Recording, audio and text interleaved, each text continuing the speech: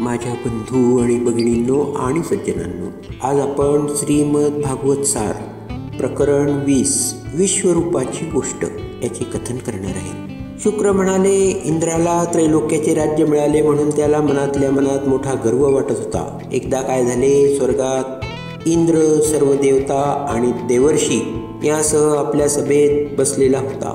सिद्ध, चारण, विद्याधर, अप्सरा, ब्रह्मज्ञ, ऋषी सर्व तेथे होते. इंद्राची स्तुती चाललेली होती. तेथे अवर्णनीय वैभव व शोभा दिसत होती. अशा वेळी देवगुरु बृहस्पती तिथे आले. सर्व देवतांनी उठून त्यांना नमन केले. इंद्राने त्यांना पाहिले, पण गर्वाच्या भरात त्याने त्यांच्याकडे दुर्लक्ष केले. उठला नाही, नमस्कार केला नाही, त्यांना आसन दिले नाही. बृहस्पती ते पाहून मुकाट्याने इंद्र सभेतून निघून गेले. इंद्राने ते पाहिले. मनातल्या मनात तो लज्जित झाला. मनाशी म्हणाला, हाय हाय, भरल्या सभेत मी गुरुदेवांचा तिरस्कार केला. छे, चुकलेच माझे. हिनेच मी उन्मत्त झालो. सिंहासन सत्तेचे खरे, पण ज्ञानापुढे ते नम्र झालेच पाहिजे. बृहस्पती तर ज्ञानाचे सागर, मी चुकलोच. आता त्यांना गाठून त्यांच्या पायावर हे मस्तक टेकले पाहिजे, असा त्यांचा विचार चाललाय. तोच बृहस्पती अंतर्धान पावले. दिसेनासे झाले. इंद्राने त्यांचा खूप शोध घेतला, पण व्यर्थ. गुरु नाही, मग स्वर्गाचे रक्षण कोण कसे करणार? तो स्वर्गाच्या संरक्षणाच्या चिंतेने ग्रस्त झाला. तिकडे दैत्यांना सुद्धा ही गोष्ट कळाली. त्यांनी तर सैन्यांसह स्वर्गावर स्वारी केली, देवांचा पराभव केला. सर्व देव ब्रह्मदेवाला शरण गेले. देवांची दुर्दशा ब्रह्मदेवाने पाहिली. त्याला दया आली. तो म्हणाला, देवांनो, तुम्ही गुरूंचा अपमान केला, हे ठीक नाही. गुरु, ब्राह्मण व गाय यांचा मान राखणे, त्यांची सेवा करणे मोठे हिताचे असते. शुक्राचार्य हे दैत्यांचे गुरु. त्यांनी अवहेलना केली तेव्हा त्यांचीही हानी झाली. पण शुक्राचार्यांची जेव्हा त्यांनी सेवा केली, त्यांना प्रसन्न करून घेतले, तेव्हा भरभराट झाली.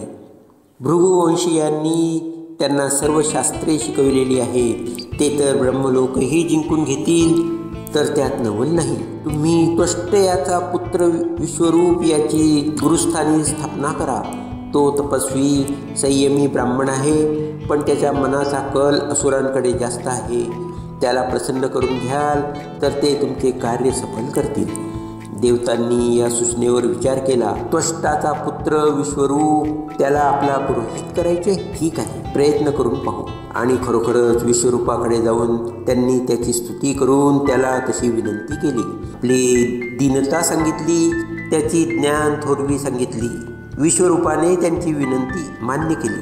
पुरोहित होण्यामुळे ब्रह्मतेज कमी होते, पण देवांची विनंती न मानणे ही क्षुद्रपणाचे आहे, असे सांगून त्याने देवगुरुत्व स्वीकारले. त्याने वैष्णवी विद्येच्या साह्याने इंद्राला त्यांचे गतवैभव पुन्हा प्राप्त करून दिले. परीक्षिताने विचारले, वैष्णवी विद्या? शुक्र म्हणाले, होय. रणांगणात विजय मिळविण्याचे अमोघ साधन नारायण कवच. विश्वरूपाने नारायण कवच इंद्राला शिकविले. ते एक स्तोत्र आहे. स्वरक्षणासाठी त्यात मंत्रांचा जप, न्यास, अनुष्ठान आहे.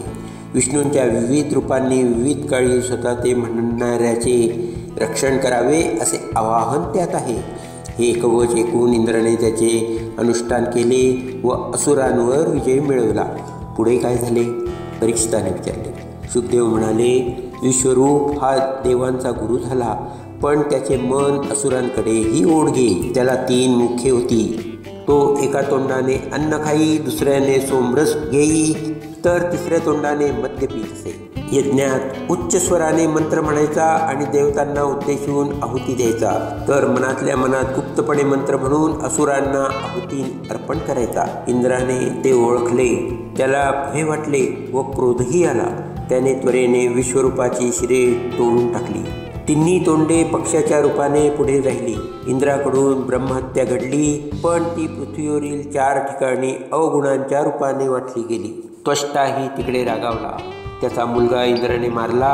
त्याने इंद्राचा शत्रू उत्पन्न करण्यासाठी यज्ञ सुरू केला. मंत्र म्हणून आवाहन करू लागला. यज्ञ समाप्त होताच त्यातून एक राक्षस उत्पन्न झाला. काळा कुट्ट, जन्मलेल्या पहाडासारखा, जळलेल्या पाडासारखा, काळजाच्या राशीसारखा. सूर्याप्रमाणे दगदगीत होते त्याचे डोळे.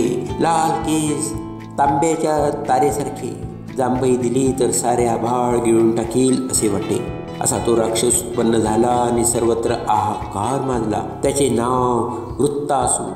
देवतांनी एकदम त्याच्यावर आपली शस्त्रास्त्रे फेकली, पण त्याला काहीच झाले नाही. देवता भयभीत झाल्या. त्यांनी नारायणाची स्तुती केली. नारायण प्रसन्न झाला तेव्हा देवांनी त्यांच्यापुढे प्रणिपात केले व पुन्हा त्यांची स्तुती केली. वृत्तासुराला मारण्यासाठी प्रार्थना केली. नारायणाने त्यांना उपाय सांगितला. उपाय मोठा विलक्षण होता. ददीची नावाचे एक ऋषी होते. परम तपस्वी, परम दयाळू. त्यांचे शरीर तपश्चर्येमुळे अत्यंत कणखर झालेले होते. देवांना नारायणाने ददीचीकडे जायला सांगितले. तुम्ही त्याच्याकडे जा. अहो, अश्विनी कुमारांना त्यांनीच पूर्वी ब्रह्मविद्या शिकवली होती. अश्विनी कुमारांनी त्यांच्याजवळ त्यांचे शरीर देवकार्याकरता मागावे. ते नाही म्हणणार नाहीत. त्यांनी शरीर दिले की विश्वकर्म्याला सांगा की या ऋषींच्या शरीराचे श्रेष्ठ आयुध बनव. माझी शक्ती मी त्या शस्त्रात घालीन. त्याच शस्त्राने वृत्तासुराला तुम्ही मारा. तो मेला की तुमचे सारे तेज, वैभव, सत्ता तुम्हाला परत लाभेल. विष्णू अंतर्धान पावले. देव ददीची ऋषींकडे गेल्यावर ददीचीने त्यांच्या मागणीचा व त्यांच्या संकटाचा विचार केला व आपला देह योगशक्तीच्या साह्याने सोडून तो विष्णूंच्या तत्वात मिसळून गेला. आपले शरीर पूर्वी होते व आता नाही हेही त्याला जाणवले नाही. ददीची ऋषींच्या अस्थिपासून विश्वकर्म्याने वज्र तयार केले. वैवस्वत मन्वंतराच्या पहिल्या चतुर्युगातले त्रेतायुग त्यावेळी सुरू झाले होते. व्रजाने इंद्राची शक्ती अतिशय वाढली. देवांसह त्याने वृत्तासुरावर नर्मदा नदीजवळ घनघोर युद्ध केले. राक्षस, असुर, दैत्य, दानव सर्वजण वृत्तासुराच्या साह्याला धावले. वृत्तासुराच्या सैन्याचा पराभव होऊ लागला. तेव्हा त्याने वीरश्रीच्या भाषणाने पुन्हा त्याला सुसज्ज केले.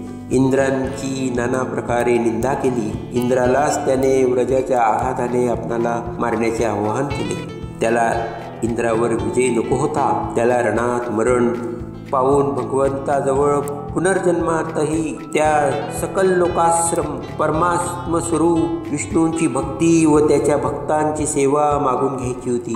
त्याने इंद्रावर चाल करून त्याला त्रस्त केले. इंद्राच्या हातातले व्रजसुद्धा निसटून खाली पडले. पण भगवंताचे कार्य करण्यासाठीच असुर जन्म लाभलेल्या वृत्ताला इंद्राच्या हातून व्रजाने मृत्यू हवा होता. पुरेशी उसंत घेऊन त्याने इंद्राला व्रज पुन्हा धारण करण्यास सांगितले आणि जेव्हा पुन्हा घोर युद्ध झाले तेव्हा तर त्याने इंद्राला ऐरावतासकट व वज्रासकट गिळूनच टाकले. सर्व देव स्तिमित झाले. पण नारायण कवचामुळे इंद्र वृत्ताच्या पोटातही सुरक्षित राहिला. व्रजाने त्याचे वृत्ताचे पोट फाडले व बाहेर येऊन कडाडकन व्रजाचा प्रहार करून त्याने वृत्ताला ठार केले.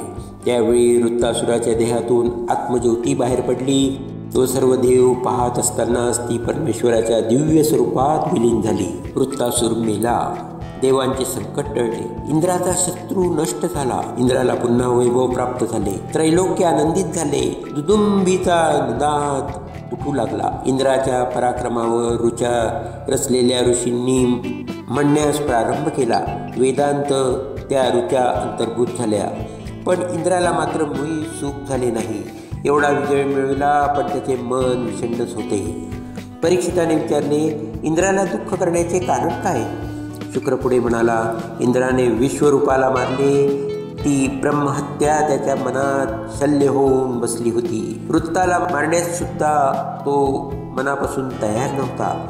वृत्तदेवांना त्रास देत होता म्हणून त्यांनी इंद्राला विनवण्या केल्या.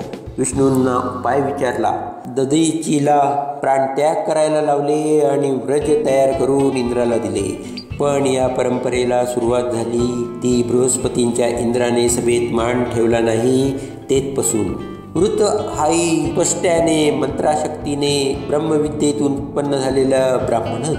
रजोगुण व तमोगुण यांचे प्राबल्य व योग सिद्धीचे प्राबल्य. त्यामुळे तो असुर. त्याची हत्या झाल्यामुळे इंद्राला आपण पाप केले असे वाटत होते. ब्रह्महत्याने जरा जर्जर चांडाळीचे रूप घेतले. अंग थरथर कापत होते. केसांच्या झिंज्या झालेल्या क्षयाने देह सुरलेला. तोंडाला मासळीसारखी घाण येत होती. साऱ्या मार्गात तिच्या पुढे वाऱ्याने घाण पसरत होती.